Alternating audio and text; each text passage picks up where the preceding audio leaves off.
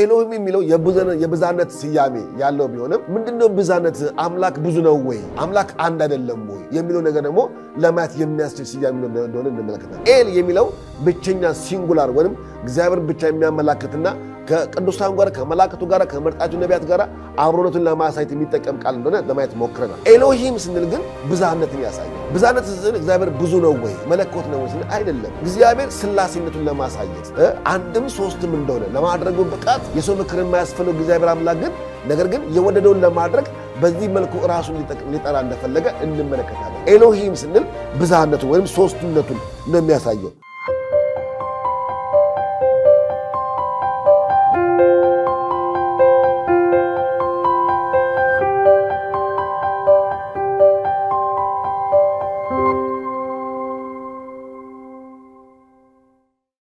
በጌታችንና በመድኃኒታችን በኢየሱስ ክርስቶስ ስም ዛሬ ደግሞ ከከሳቴ ብርሃን ስብከተ ወንጌል ሐዋርያዊት ቤተክርስቲያን ከትምህርት ክፍል የሚሰጠውን የመጽሐፍ ቅዱስ ትምህርት የምንማማርበት ጊዜ ይሆናል። ዛሬ ለመጀመሪያ ጊዜ በዚህ መርሃ ግብር ላይ እግዚአብሔር ረድቶኝ ስገኝ ብዙ ጊዜ በጌታ ፊት ለመጸለይ ሞክሬያለሁኝ። እግዚአብሔር አምላክ በረዳን መጠን መሰረት በዚህ ትምህርት ላይ ሰፊ ጊዜ እንወስዳለን። የምንጀምረው የትምህርታችን ርዕስ በክርስቶስ ኢየሱስ የሕይወት አገልግሎት ላይና ማንነቱ ላይ መሰረት ያደረገ ይሆናል። ከዚህም የተነሳ በጣም ሰፊ ጊዜ በዚህ ትምህርት ላይ እንደምንወስድ ተስፋ አድርጋለሁኝ። እግዚአብሔር በረዳኝ ባስተማረኝ መልኩ ይህን ትምህርት እንመለከታለን። ትምህርቱን ለመጀመር ያህል ስለ ክርስቶስ ኢየሱስ ማንነትና አገልግሎት ከማየታችን በፊት ስለ መለኮት፣ ስለ እግዚአብሔር ልዕልና፣ ስለ እግዚአብሔር ማንነት መመልከት ቀዳሚ ቢሆን ጥሩ ነው ብዬ አምናለሁ። ምክንያቱም ስለ መለኮት ካልተረዳን በሥጋ ስለተገለጠው ስለ ክርስቶስ ኢየሱስ ደግሞ ለመማር ትንሽ ስለሚከብድ ቀዳሚ ነገሩን መጀመሪያ ስለ መለኮት ስለ እግዚአብሔር ማየት መልካም ነው ብዬ አስባለሁ። እንግዲህ እንደ መጽሐፍ ቅዱስ ወይንም በዚህ ጉዳይ እንደጻፉ መጽሐፍቶች አንፃር ስንመለከት መለኮት ማለት ምን ማለት ነው ስንል ብዙ መጽሐፍቶች ዓለማትን የሚፈጥር ወይም ፈጣሪ ዓለማት ብለው ያስቀምጡታል።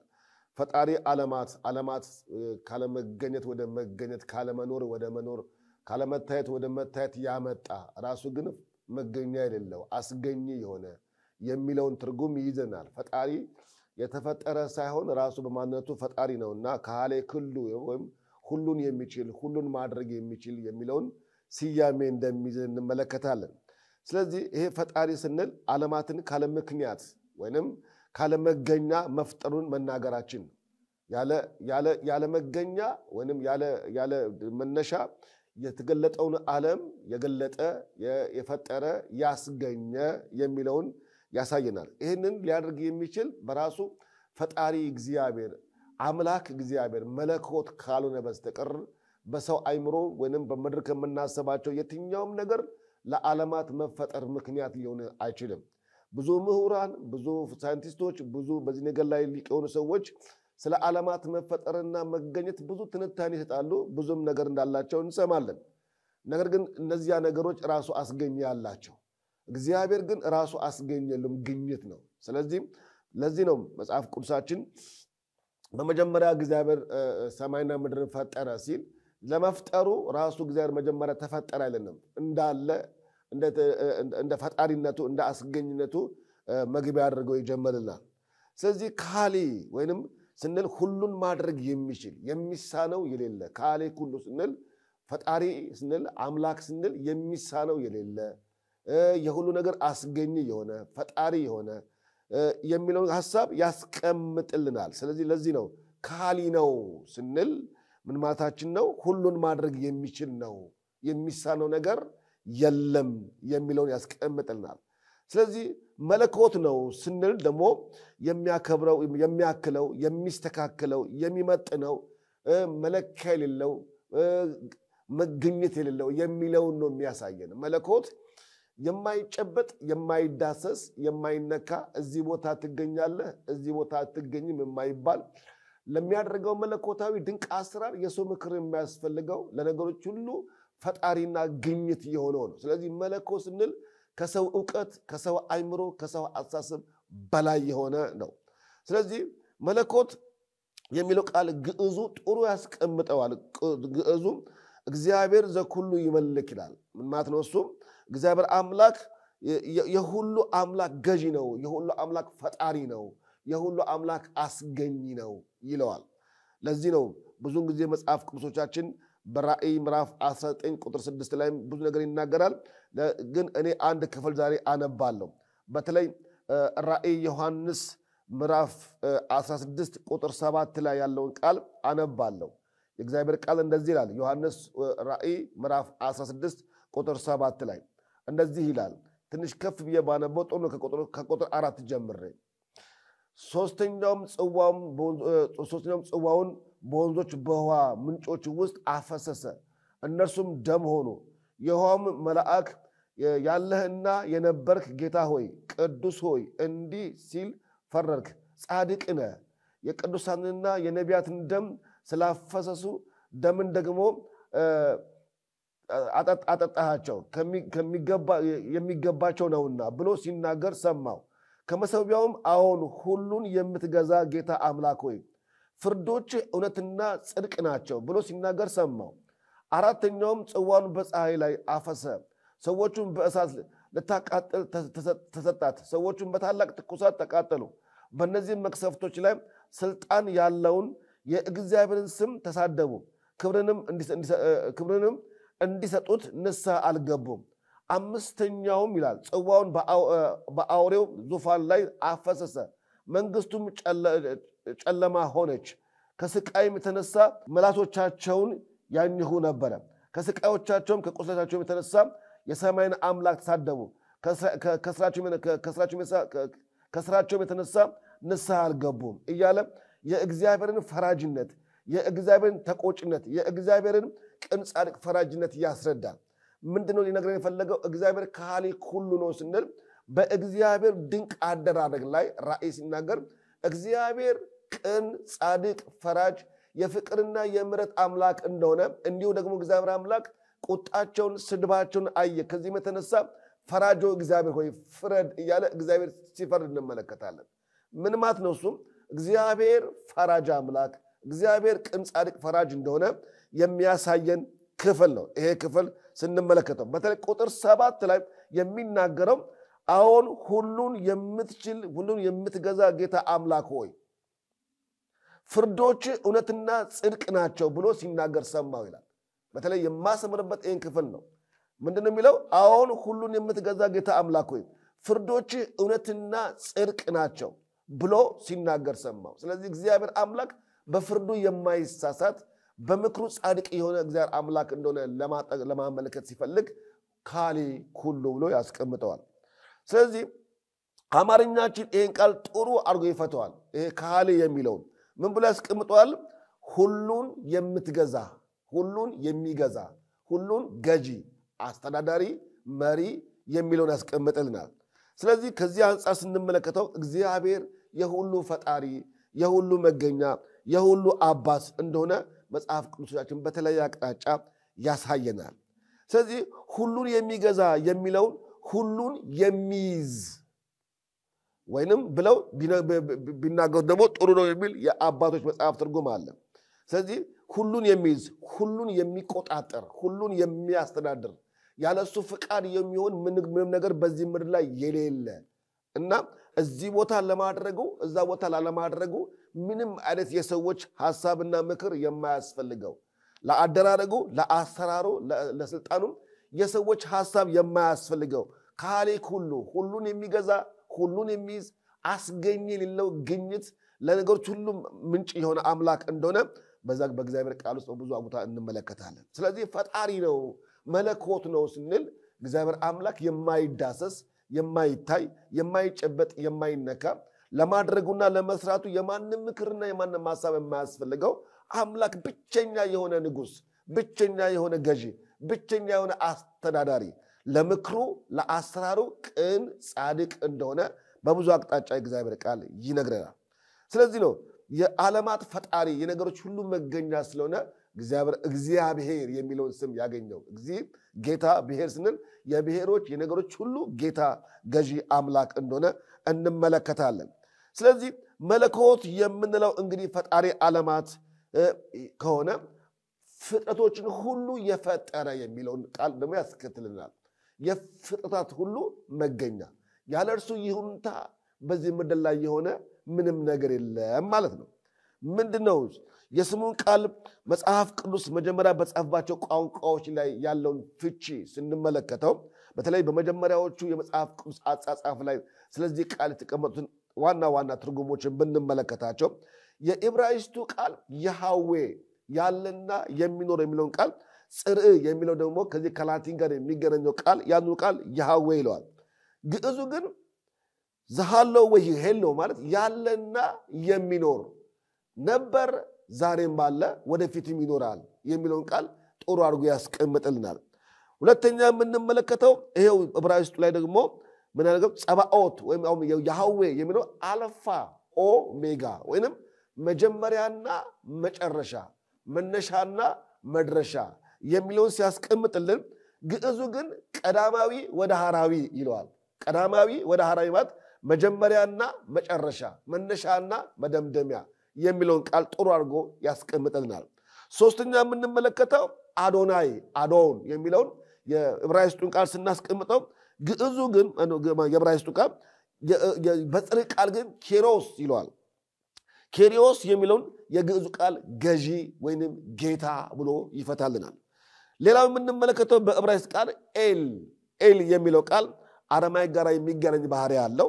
ስለዚህ በጽርዕ ቃል ሲዮስ ይለዋል። ይሄን ቃል ምን ማለት ነው ሲል አምላክ ነው፣ መለኮት ነው፣ መገኛ የለውም፣ መጨበጫ የለውም። ስለዚህ የዕብራይስጡ ቃልና የጽርዕ ቃል ከግዕዙ ጋር ተያያዥነት ባለው መልኩ ሲገልጥልን መለኮት የሚለውን ቃል ያህዌ እንደሆነ፣ አልፋ እንደሆነ፣ ቀዳማዊ እንደሆነ፣ ወደ ሐራዊ እንደሆነ፣ መገኛ ማስገኝ እንደሆነ፣ መገኛው ራሱ መለኮት ማንነቱ እንደሆነ በሚል ጥሩ አይነት አቀማመጥና አፈታት የስያሜውን አተረጓጎም በዚህ መልኩ ያስቀምጥናል። ስለዚህ አልፋ ኦሜጋ ነው፣ ያህዌ ነው ስንል ጀሆቫ ነው፣ ጀሆቫ ጃራ ስንል ያለና የሚኖር በሰው ዕውቀት በሰው አይምሮ የማይለካ የማይገመት መቼ ትኖራለህ መቼ ትጨርሳለህ የማይባል መቼ ትሰራለህ መቼ ታቆማለህ የማይባል ለማድረጉ ብቸኛ የሆነ አምላክ በሰው ሐሳብ ታስቦ የማይደርስበት ምጡቅ ረቂቅ የሆነ ድንቅ የሆነ አምላክ ነው።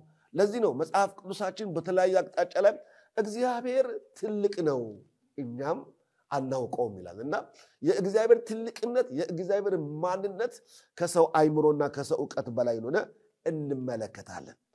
አሁንም የስሞቹን ትርጉም ትንሽ በአማርኛ ያለውን ጠንከር አድርጌ ማመልከት እፈልጋለሁ። በተለይ ይሄ ያህዌ የሚለው በእስራኤላውያን ዘንድ ማንኛውም ተራ ምእምን ወይም ማንኛውም ተራ ዕብራዊ የማይጠራው ስም ነው። የተመረጡት አሮናውያንና ሌዋውያኑ ወይንም ወደ ቅድስት የሚገቡት ካህኑ በስተቀር ማንም ይህን ስም ያህዌ ብሎ አይጠራውም። ይህ ስም የከበረ ስም ነው። ያህዌ የሚለው ግን ግዕዙ ምንድነው ያስቀምጥልናል? ዘሃሎ ወይሄሎ ብሎ ያስቀምጥልናል። የግዕዙ ምን ማለት ነው? እሱ ያለና የነበረ ያህዌ። ለዚህ ነው ሙሴን ሲናገረው ማለት ማን ላከኝ ብዬ ልንገራቸው ብሎ ሲጠይቀው ያለና የነበረ ላከኝ ብለ ንገራቸዋል። ስለዚህ ይሄ በጣም ጥሩ ነው። የግዕዙ ዘሃሎ ወይሄሎ የሚለው ያህዌ የሚለው ሲፈታ እግዚአብሔር ያለና የነበረ ለዘላለም የሚኖር ነው። መቼ ነበረ መቼ ይጨርሳል መቼ ያቆማል የማይባል አምላክ ነው። ዘመን የማይሰፈርለት ካላንደር የማይቆጠርለት በሰው ቀመር የማይለካ ድንቅ የሆነ አምላክ እሱ ዘላለማዊ አምላክ ነው። ሲቀጥልም አልፋ ነው ደግሞ ኦሜጋም ነው። ጀማሪም ነው ጨራሽም እሱ ነው። በሱ የመለኮታዊ ልዕልና ውስጥ በሱ የመፍጠር ብቃት ውስጥ ማንም ለምን እንዴት መቼ ብሎ ሊጠይቀው የማይችል ድንቅ የሆነ አምላክ ነው።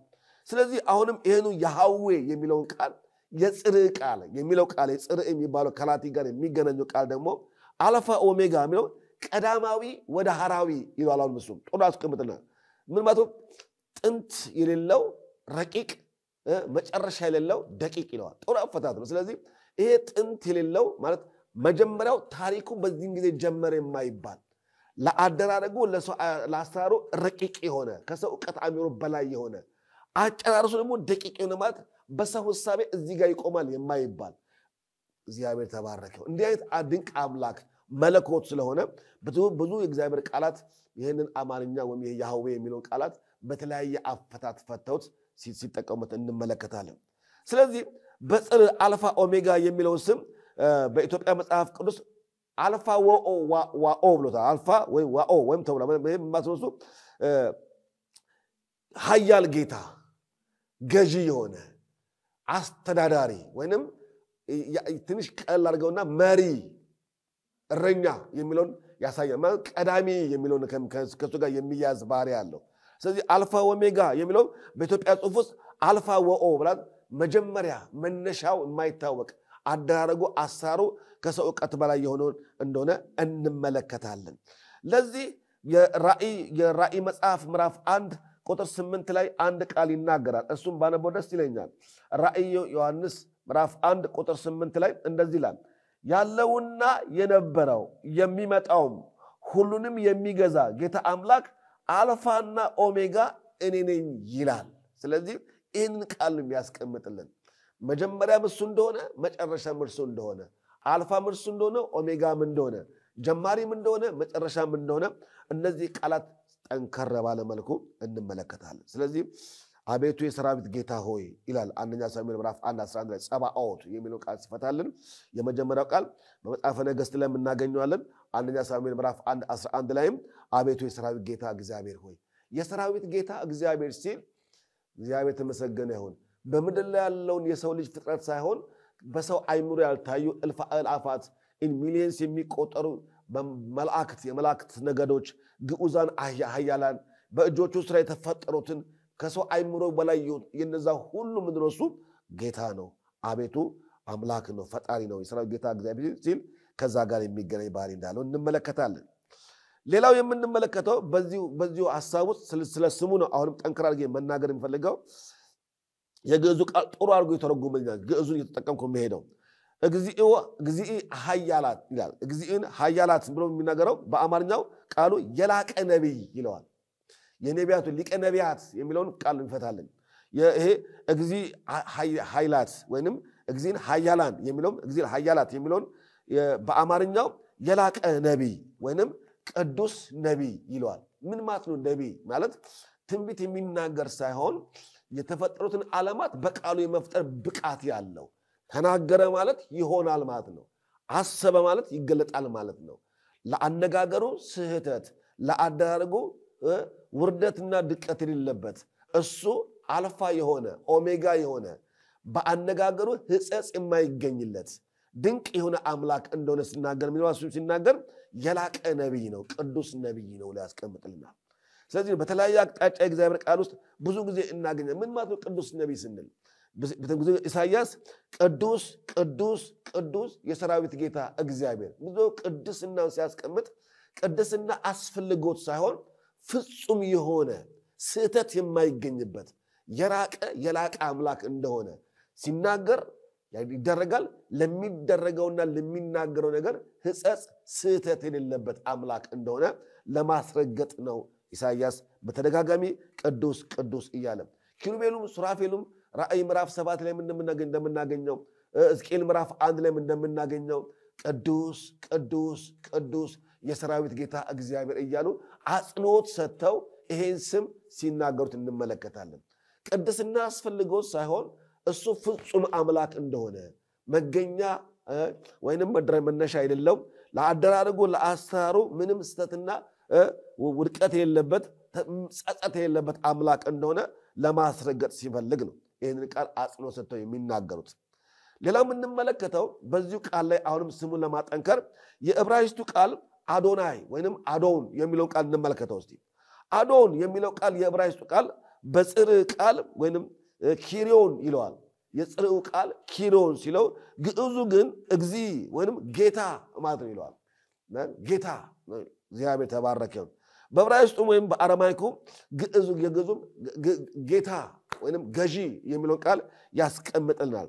ምን ማለት ነው ስናስቀምጠው? ይሄ አምላክ የሚለውን አምላክ መለኮት አምላክ ብቸኛ የሆነ ስግደት የሚገባው ክብር የሚገባው ስጦታ የሚሰጠው የሚፈልገው ነገር ሁሉ አክብሮት የሚሰጠው ብቸኛ ልዑል የሆነ እሱን የሚያስቀምጥልን ስለዚህ ነው በተደጋጋሚ ኤሎሄ ኤሎሄ እያለ ወይም ኤሎሄ ኤል የሚለው አምላክ መለኮት የሚለው ቃል እንዳለ እንመለከታለን ለዚህ ትንሽ ማስረጃ እንዲሆነን የማርቆስ ወንጌል ምዕራፍ 15 ቁጥር 34 ላይ የእግዚአብሔር ቃል አንድ ነገር ይናገራል እንደዚህ ይላል ማርቆስ ወንጌል ምዕራፍ 15 ቁጥር 34 ላይ እንደዚህ ይላል ከቁጥር 30 ጀምሮ ያነበዋለሁ 6 ሰዓትም በሆነ ጊዜ እስከ 9 ሰዓት በምድር ሁሉ ላይ ጨለማ ሆነ በ9 ሰዓትም ኢየሱስ ኤሎሄ ኤሎሄ ላማ ሰበቅታኒ ብሎ በታላቅ ድምፅ ጮኸ ይላል ኤሎሄ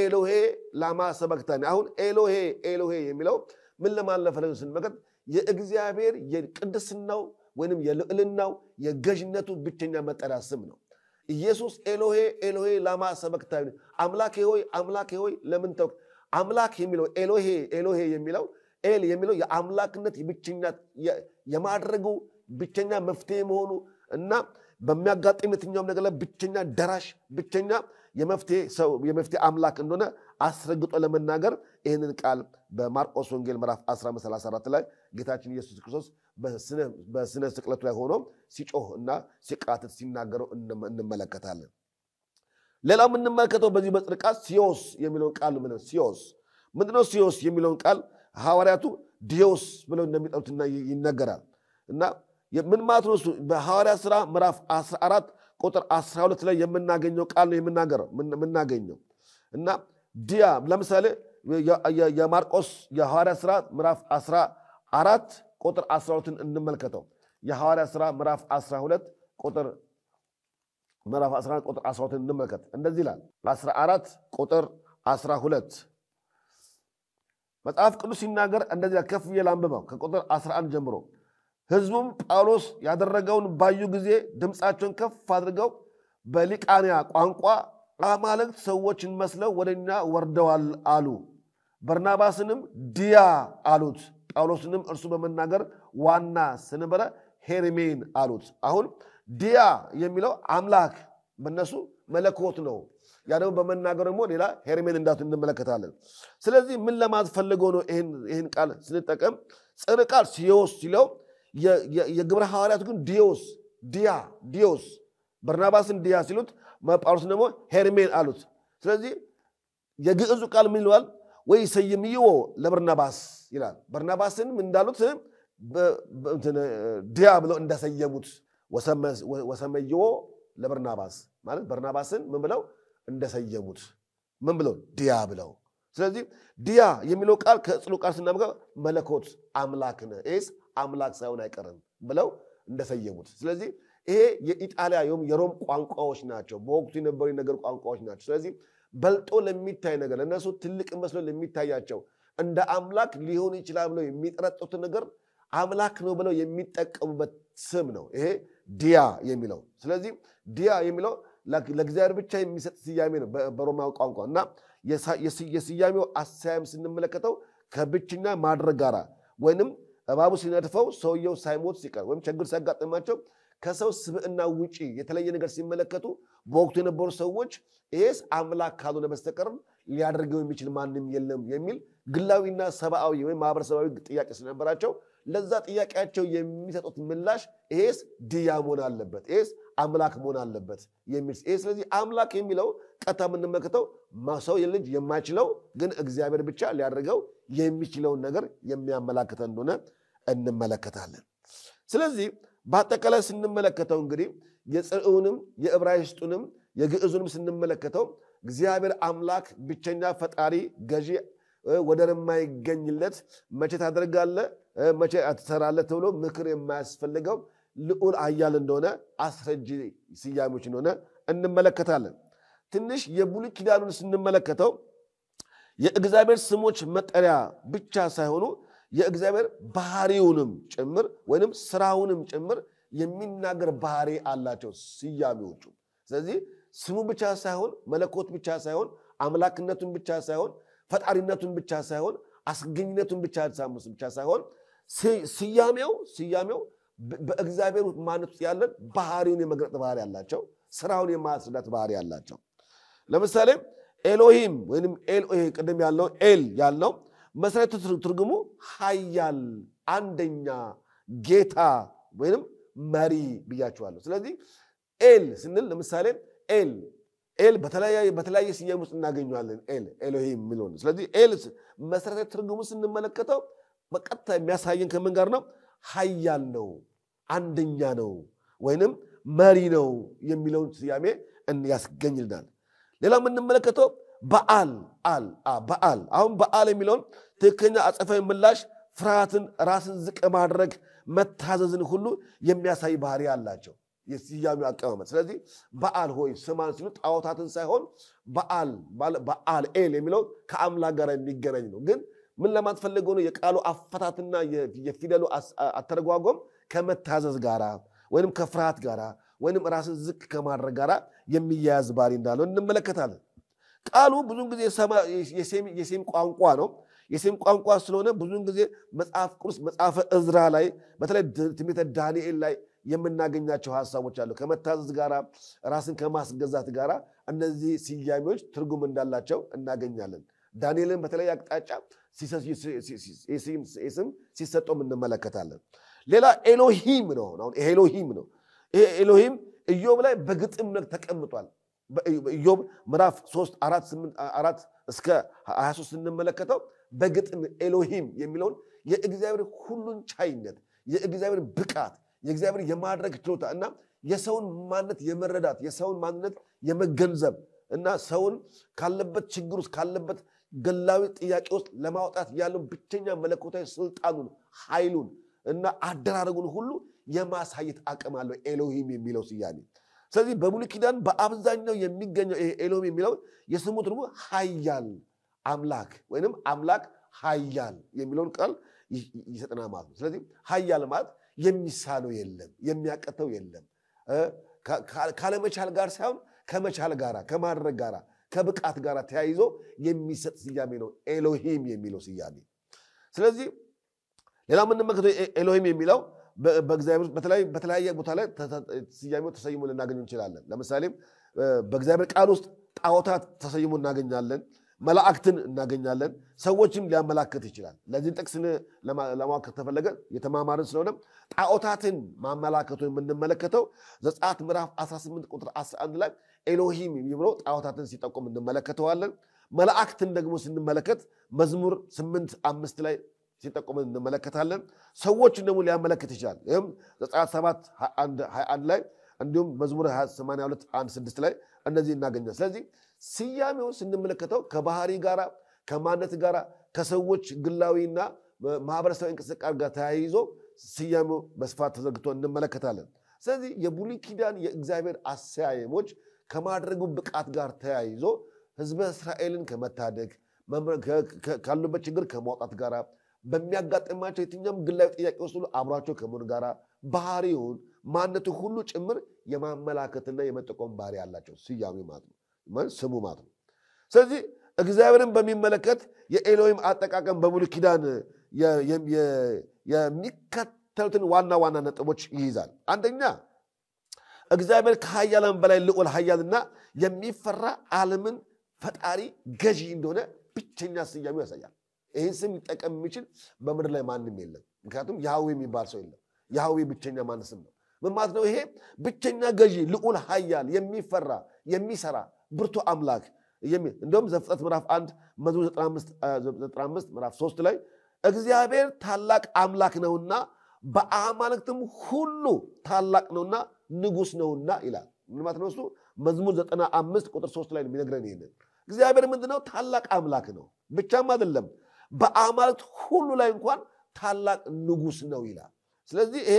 ኤሎሂም የሚለው ኃያል ነው የሚፈራ ነው ዓለማትን የፈጠረ ነው የሚለውን ቃል የያዘ ነው አጠቃላይ ኤሎሂም የሚለው ግልጽ ነው እግዚአብሔር ተባረከ ይሁን እግዚአብሔር በዓለም ላይ ደግሞ ይሰራል ስንል ስፍራዎችን ለምሳሌ ይሰራል ስንል እንዴት ነው ይሄ ስም አንደኛ ይሄ ስም እግዚአብሔር በተለያየ ቦታዎች በተለያየ ሰዎችና በተለያየ ነገዶች ላይ ስሙን ሲጠቀም እንመለከታለን።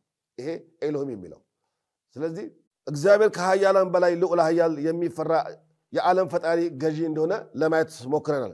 አሁን እግዚአብሔር ስሙን ደግሞ በቦታዎች በሰዎችና እንዴት በነገሮች መካከል ላይ መሃል ላይ እየገባ ሰራት የሥራ አምላክ እንደሆነ ወይንም በትውልድ መካከል የሚሰራ አምላክ እንደሆነ ወይንም ይህን ስያሜ ከሚጠቀሙ ሰዎች ጋር አብሯቸው ስለመሆኑ ማሳያ ይሆን ዘንድ ይሄ ስም እንዴት አብሯቸው እንደሚጠቀም እንመለከታለን። ለምሳሌ ከስፍራ አንጻር ከቦታ አንጻር ስንመለከት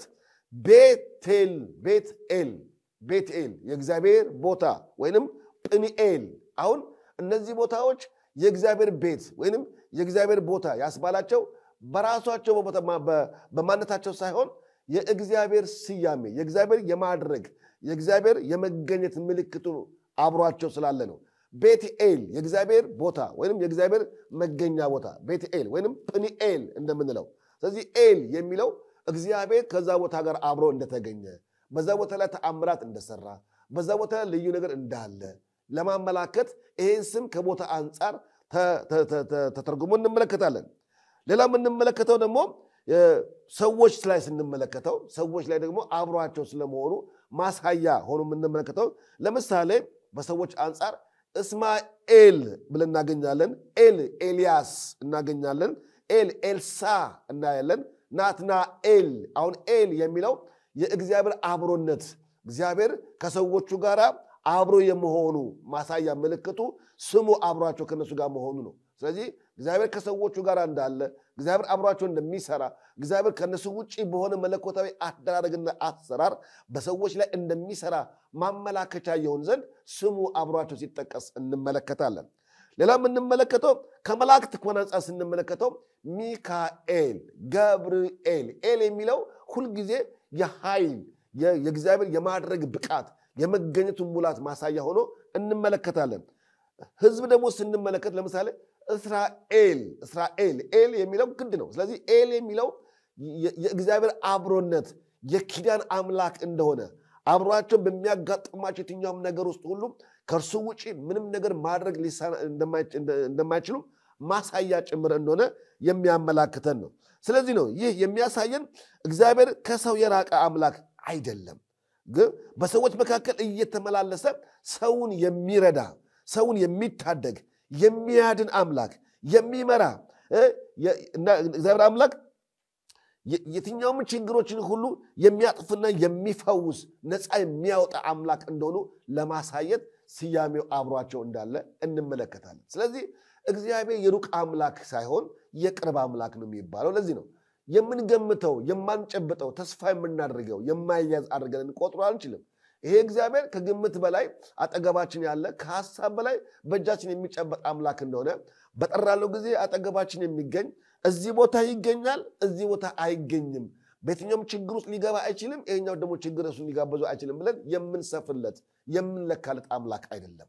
እግዚአብሔር ስሙ ባለበት ቦታ ሁሉ የሚገኝ ከተገኘ ደግሞ የሚሰራ አምላክ መፈወስ ካለበት ፈውሶ ነፃ ማውጣት ካለበት ነፃ አውጥቶ የትኛውም ነገር ማድረግ የሚችል ብቃት ያለው ብቸኛ የሱ ምክር የማያስፈልገው ሉዓላዊ አምላክ እንደሆነ ማሳያውን እንመለከታለን። ሌላ የምንመለከተው እግዚአብሔር ቃል ኪዳን ይሰጣል። በጣም የሚገርመው እግዚአብሔር በማንነቱ ውስጥ ከስሙና በስሙ ከሚደረገው መለኮታዊ ድንቅ አሰራር ባሻገር እግዚአብሔር ሊያደርግ ላለው ነገር ደግሞ ሐሳቡን እንደማይቀይር ዓላማውን እንደማያጥፍ እግዚአብሔር ተናገረ ሆነ አደረገ የሚለው ቃል እውን ይሆን ዘንድ እግዚአብሔር ቃል ኪዳን እንደሚገባ እንመለከታለን። ለምሳሌ እግዚአብሔር አምላክ በዘፍጥረት ምዕራፍ 9 ቁጥር 8 ላይ እንደምንመለከተው እግዚአብሔር ምድርና ሰማይን በጥፋት ውሃ ካጠፋ በኋላ ይህን ክፍል ባነበው ደስ ይለኛል። እግዚአብሔር ለትውልድ የሰጠው ተስፋ ቃል በጣም የሚገርም ቃል ነው። ዘፍጥረት ሁላችሁም የምታነቡ ሰዎች ካላችሁ ዘፍጥረት ምዕራፍ 9 ላይ ያለውን ክፍል ብናነበው ደስ ይለኛል። የእግዚአብሔር ቃል እንደዚህ ይላል። ዘፍጥረት ምዕራፍ 9 ከቁጥር 8 ጀምሮ የማነበው እንደዚህ ይላል እግዚአብሔር ቃል። እግዚአብሔርም ለኖኅና ለልጆቹ እንዲህ ብሎ ተናገረ። እኔም እነሆ ቃል ኪዳኔን ከእናንተ በኋላ ከሚመጣው ከዘራችሁ ጋር አቆማለሁ፣ ከእናንተ ጋር ላሉትም ሕያው ነፍስ ላላቸው ሁሉ ከእናንተ ጋር ከመርከብ ለወጡት ለወፎች ለእንስሳትም ለምድር አራዊት ሁሉ ለማንኛውም ለምድር አራዊት ሁሉ ይሆናል። ቃል ኪዳኔንም ለእናንተ አቆማለሁ። ሥጋ ያለውንም ሁሉ ዳግመኛ በጥፋት ውኃ አይጠፋም፣ ምድርንም ለማጥፋት ዳግመኛ የጥፋት ውኃ አይሆንም። እግዚአብሔርም አለ በእኔና በእናንተ መካከል ከእናንተም ጋር ባለው በሕያው ነፍስ ሁሉ መካከል ለዘላለም የማደርገው የቃል ኪዳን ምልክት ይህ ነው። ቀስቴን በደመናው አድርጌአለሁ፣ የቃል ኪዳንም ምልክት በእኔና በምድር መካከል ይሆናል ብሎ ሲናገር እንመለከታለን። እግዚአብሔር የሰው ልጅን በመፍጠሩ እንደተጸጸተ፣ በጥፋታቸው ምክንያት ደግሞ እግዚአብሔርን እንደበደሉ፣ በዚህም ምክንያት ደግሞ መጽሐፍ ቅዱስ እንደሚነግረን ዘፍጥረት ምዕራፍ 9 ላይ በጥፋት ውኃ ምድር እንደጠፋች ከነገረን፣ ነገር ግን እግዚአብሔር አምላክ ይሄንን የሱን ትውልድ በመልኩና በአምሳሉ የፈጠረውን ትውልድ ዳግመኛ በዚህ መልኩ ላይ ቀጣው፣ በዚህ መልኩ ላይ ያጠፋው እንኳን እሱ አዋፋት አራዊት የሚታዩ በምድር ላይ የሚርመሰመሱ ሁሉ በዚህ ምክንያት ላይ ቀጡ እግዚአብሔር አምላክ እንደገና ከፈጠረው ትውልድ ጋር ቃል ኪዳን ሲገባ እንመለከታለን። ምን ማለት ነው? እግዚአብሔር አምላክ ምን ያህል የሩህሩህ አምላክ እንደሆነ፣ ምን ያህል የምህረት አምላክ እንደሆነ ሲቀጥል እግዚአብሔር አምላክ በፈጠረው ትውልድ ላይ የማይጨክን ወይም በጥፋት ተመልክቶ ሁሉ ጊዜ ለመቅጣት የማይከታተል ከዛ ይልቅ መቆማችን መነሳታችን እንደገና ሕያው መሆናችን የሚያስደስተው አምላክ እንደሆነ የሚያሳየን ነው። ስለዚህ እግዚአብሔር ከስሙ ባሻገር ለትውልዱ ቃል በመግባት አብሮ የሚገኝ አብሮ የሚኖር አደርጋለሁ ብሎ የሚያደርግ እሰራለሁ ብሎ የሚሰራ እታደጋለሁ ብሎ የሚታደግ አምላክ እንደሆነ የሚያሳየን ነገር ነው። ሌላ የምንመለከተው እግዚአብሔር በቃል ኪዳን ለአብርሃምና ለዘሩ የሰጠውን ተስፋ እንመለከታለን። ይህም በማድረጉ ለሰው ልጅ ምን ያህል ተቆርቋሪ እንደሆነ፣ ለሰው ልጅ ምን ያህል ተጠያቂ እንደሆነ የሚያመላክት ነው። እርሱም የአብርሃም አምላክ የያዕቆብ ዕድል ፈንታው ተብሏል። እግዚአብሔር አምላክ በመጽሐፍ ቅዱሳችን የአብርሃም አምላክ ለያዕቆብ ዕድል ፈንታው ነው ይላል። የአብርሃም አምላክ ነው ሲል የአብርሃም ግለኛ ብቸኛ አምላክ ሳይሆን ለአብርሃም በነገረው ተስፋ ቃል ላይ የሚገኝ ነው። ለዘሩ በሰጠው ተስፋ ምንድን የሰጠው ተስፋ ቃል ማለት ስንመለከት ከመጥራቱ ከዘፍጥረት ምዕራፍ 12 ጀምሮ ብናነበው እግዚአብሔር አምላክ አብርሃምን ከዘመዶቹ ከወገኖቹ ከጠራው በኋላ ወደ ምድረ በዳ ከወሰደው በኋላ በብዙ አቅጣጫ አብርሃም ተፈትኗል። በረሃብ ተፈትኗል። በበረሃ ውስጥ በብዙ ስቃይ ውስጥ አልፏል። አብርሃም ግን በተደጋጋሚ እግዚአብሔር አምላክ እየተገለጠለት ግን ያጽናናው ያበረታው እንደገና ደግሞ አብሮትን ያሳየው ነበር። ለሚቀርብለትም ለእግዚአብሔር ድምፅና ለተገለጠትም ለአምላኩ ደግሞ አብርሃም መስዋዕት ይሰዋ ነበር። አመሰግናለሁ እግዚአብሔር አምላክ ሆይ ስላልተውከኝ፣ ምድረ በዳው ስላልጣከኝ፣ ዛሬም ድምፅን ስላልነፈከኝ፣ ዛሬም በችግሬ ውስጥ በስቃይ ውስጥ ማንም አይረዳኝም ባልኩበት መከራ ውስጥ ሁሉ ለካ አብረኸኛለህ። እኔም ማየው ምድረ በዳ አንተ ደግሞ ነገን እያየ ለካ ከኔ ጋር አለ እያለ ስለተገለጠ ለአምላኩ ምናግ ነበረ መስዋዕት ይሰዋ ነበር አብርሃም። ነገር ግን እግዚአብሔር አምላክ መጨረሻ ላይ አብርሃምን በምድር አሕዛብ እንደሚባርከው፣ በምድራዊ ነገርም እንደሚባርከው፣ በጽኑ ኪዳን ከሱ ጋር እንዳለ፣ በብዙ ማረጋገጫ ከሱ ጋር እንዳለ እንደነገረው እንመለከታለን። ለዚህም ነው ዛሬም የአብርሃም አምላክ ብለን ለመጥራት የቻልነው ከኪዳኑ ከገባው ኪዳን ለአብርሃምና ለዘሩ ከገባው ኪዳን አንጻር ነው እንጂ የአብርሃም የግሉ ብቻ አምላክ እንዳይደለ ልናውቅ ልንረዳ ይገባል ያስባለሁ። ለዚህ ነው የያዕቆብ ዕድል ፈንታው ሲል የእስራኤል ተስፋው ማን ነበረ? እግዚአብሔር አምላክ ነው። ዕድል ፈንታው ማን ነው? እግዚአብሔር አምላክ ነው። ከእግዚአብሔር ውጪ እስራኤልን ማሰብ አይቻልም። ከእግዚአብሔር ውጪ የያዕቆብ ዕድል ፈንታው መታሰብ አይቻልም። ምክንያቱም እግዚአብሔር አምላክ መጠሪያቸው፣ ሞገሳቸው፣ ክብራቸው ይልቁንም በአሕዛብ መካከል ግርማ ሞገሳቸው እሱ ነበረ። ስለዚህ ሁልጊዜ ዕድል ፈንታቸው ኪዳናቸው አምላካቸው ማንበር እግዚአብሔር እንደሆነ እንመለከታለን። ሌላው የምንመለከተው ኤሎሂም የሚለው ቃሉ የብዙ ቃል ነው። ስለዚህ ብዙ ቃል ቢሆንም በተለያየ አቅጣጫ ውስጥ ቅድም ለማየት ሞክረናል።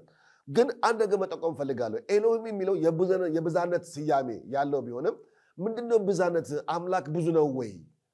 አምላክ አንድ አይደለም ወይ የሚለው ነገር ደግሞ ለማየት የሚያስችል ስያሜ እንደሆነ እንመለከታለን።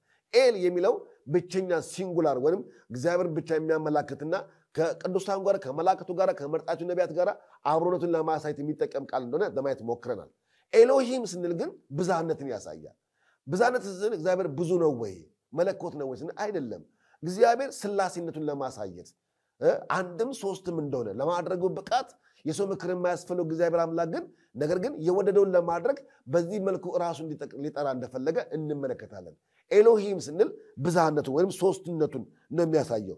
ስለዚህ ኤሎሂም እግዚአብሔር በአንድም በሶስትም የመለኮቱ ሙላት መታያ ሆኖ እንመለከታለን። የመለኮቱ መገለጫ ሆኖ ለዚህ ነው ቆላስይስ ምዕራፍ 2 ቁጥር 9 ላይ ስንመለከት ምን ይላል? በርሱ የመለኮቱ ሙላት ሁሉ በሰውነት ተገልጦ ይኖራልና ይላል። ስለዚህ ምንድነው የመለኮቱ ሙላት ስንል ከአንድ በላይ የሆነ በስላሴነት ውስጥ ያለ የኤሎሂም የእግዚአብሔር የማንነቱ መታያ ነው። እግዚአብሔር አንድ ነው። ነገር ግን የሰው ልጅን ለማዳን የመለኮትን አደራረግ ለመግለጥ ይሄው አንዱ ኤሎሂም የሚለው ብዛነቱን ሲያሳየን በብዙ አምላክ እያመለክን ሳይሆን እግዚአብሔር አምላክ ሶስትነቱን ወይንም በመለኮታዊ ስብዕና ውስጥ ያለውን ሁሉን ቻይነቱን የሚያመላክተን ነው። ለዚህ ነው ቆላስይስ ላይ ጳውሎስ ጠንከራጎ ሲናገር የመለኮት ሙላት ይለዋል። የመለኮት ሙላት ሁሉ በሰውነት ተገልጦ ይኖራል። የመለኮት ሙላት የመኖሩ ህልውና የማድረጉ ብቃት የመገኘቱን ማነት የሚያሳይ ነው። ስለዚህ ያህዌ እርሱ ኤሎሂም ብለን ስንጠራው እንግዲህ እግዚአብሔር አምላክ ከማንነቱ ባሻገር ከስሙ ጋር አያይዘን እንደገና ደግሞ ከኪዳን ጋር አያይዘን አብሮ ደግሞ ከመረጠው ትውልድ ጋር እንዴት አብሮ እንደሚገኝ እንዴት አብሮ እንደሚሰራ ለማየት ሞክረናል። ቀጥለን የምንመለከተው ከኤሎሂም ቀጥሎ ደግሞ ያህዌ ነው። አሁን ደግሜ መናገር ፈልጋለሁ። ይህ ስም በተለይ በ1962 የታተመው መጽሐፍ ቅዱስ ላይ እግዚአብሔር ወይም አምላክ ብሎ ተርጉሞታል። ያህዌ የሚለውን የ1962 ትርጉም መጽሐፍ ቅዱስ በመሆኑ እግዚአብሔር ወይንም አምላክ ብሎ ፈቶት እንመለከታለን። ስለዚህ ይህ ማለት እርሱንና እርሱን ብቻ የሚያመላክት ነው። ያህዌ እርሱን ብቻ።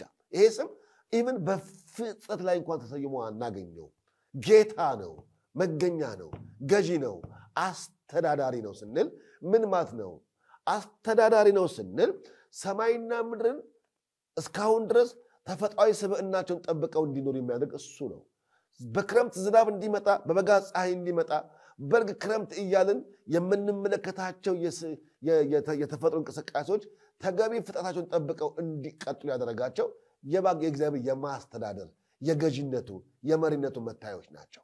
ጨረቃም ባለችበት፣ ከዋክብትም ባለችበት፣ ምድርም ባለችበት የሰው ልጅም ግራቪቲን ጠብቆ ባለበት መልኩ እንዲቀጥል የማድረገው ብቃት የእግዚአብሔር አብሮ የመኖሩ መታዮች ናቸው። እግዚአብሔር አንዴ ፈጥሮ አልተወንም። እግዚአብሔር አንዴ ሰርቶ አልተወንም። እግዚአብሔር ዛሬም ከፈጠረው ትውልድ ጋር አብሮ ይኖራል፣ አብሮም ይሰራል። ስለዚህ ያህዌ የሚለው የሚያሳየን እግዚአብሔር ወይም አምላክ የሚለውን ሊያመላክተን ሲያሳይ ነው። ስለዚህ እርሱንና እርሱን ብቻ የሚያሳይ እንደሆነ እንመለከታለን። ስለዚህ ይህንን ቃል አምላክ የሚለውን ወይም እግዚአብሔር የሚለውን የእንግሊዝኛው ሎርድ ወይም ጌታ ብሎ ያስቀምጥልናል። ስለዚህ ያህዌ የሚለው ጌታ ወይም የፊልጵስዩስ መልእክት ላይ ስናመጣ ምዕራፍ 2 ላይ ስንመጣ ጌታ ኢየሱስ ክርስቶስም ያለ ልክ ዝቅ አለ፣ ለመስቀል ሞት እንኳን የታዘዘው ሆነ ካለ በኋላ እዛው ክፍል ላይ ዝቅ ስንመለከት እግዚአብሔርም ያለ ልክ ከፍ አደረገው ብሎ ከስሞች የሚበልጠውን ስም ሰጠው ይላል። የትኛው ስም ነው መጀመሪያ የነበረው? የሚበልጠው ስምስ የትኛው ነው ስንል የመጀመሪያው ስም ያህዌ የሚል ነው። ይሄ ያህዌ ስም እንዳልኳችሁ ማንም እስራኤላዊ የማይጠራው አሮናውያንና ሌዋውያን ወደ ቅድስተ ቅዱሳን ሲገቡ ብቻ በብዙ ጥንቃቄና በብዙ ክብር የሚጠራ ስም ነው። አሁን ግን ኢየሱስ ክርስቶስ እስከ መስቀል ሞት ድረስ ለወደቀው ለጠፋው ለሰው ልጅ ዋጋ ለመክፈል የወረደበት ማንነቱ ያለ ልክ እግዚአብሔር አምላክ ከፍ ከማድረግም በላይ ከሚፈራውና ማንም ከማይጠራው ስም በላይ የከበረ ስም ሰጠው። ይሄ ስም ኢየሱስ ይባላል። ምን ማለት ነው ስንል አዶን ወይንም ሎርድ ጌታ የሚለው ስም ገዢ ነው፣ ፈጣሪ ነው፣ መገኛ ነው፣ አዳኝ ነው የሚለው ስም እንደሚያመለክተን እናያለን። ለዚህ ነው እግዚአብሔርን ስም ለሙሴ በሲና ተራራ ላይ ሲገልጠው ወይም ሲነግረው እንደዚህ ያለው ሲናገር ዘጸአት ምዕራፍ 3 ከቁጥር 1 እስከ ቁጥር 14 ላይ ክፍል ላይ ሲናገር እንደዚህ ይላል። የአባቶቻችሁ አምላክ ወደ እናንተ ላከኝ ባልኩ ጊዜ ስሙስ ማን ነው ባሉኝ ጊዜ ምን እላቸዋለሁ አለው። እግዚአብሔርም ሙሴን ያለና የሚኖር ወደ እናንተ ላከኝ ትላለህ አለው። ዘጸአት ምዕራፍ 3 ከቁጥር 1 እስከ 14 ሙሉ ተመልከቱት። ያ የቁጥቋጦ ስፍራ ሙሴ የዮቶሩን የአማቱን የዮቶሩን በግ እየጠበቀ ያለ ከግብጽ ርቋል ከፈርዖን ቤት ወጥቷል በምድረ በዳ ውስጥ ነው ያለው ነገር ግን በዛ ቦታ ላይ ስንመለከት ሙሴም የአማቱን የዮቶሩን በግ እየጠበቀ ያለ በቁጥቋጦ መካከል ላይ እሳት ሲነድ ተመለከተ ሙሴ ነው የራቀው እንጂ እግዚአብሔር ከሙሴ አራቀም ነበር ሙሴ ነው የሸሸው እንጂ እግዚአብሔር ከሙሴ አልሸሸም ነበር ሙሴ ነው የተወው እንጂ እግዚአብሔር አልተወውም ነበር ስለዚህ በቁጥቋጦ ውስጥ በየለቱ በሚመለከተው ቁጥቋጦ ውስጥ ሆኖ እግዚአብሔር አምላክ በሚገባው መንገድ ወደ ሙሴ መጣ ሙሴ ይሄ ነገር ምንድነው የሚነደው ነገር ምንድነው ብሎ ለማየት ይላል በጣም ለማየት ወደ እግዚአብሔር ተራራ በተነሳ ጊዜ ይላል ለማየት በቀረበ ጊዜ ከዛ ከሚያቅም ቁጥቋጦ ውስጥ ኢየሱስ ድምጽ የኢየሱስ ስም የሚጠራ ድምጽ መጣ ሙሴ ሙሴ ይህ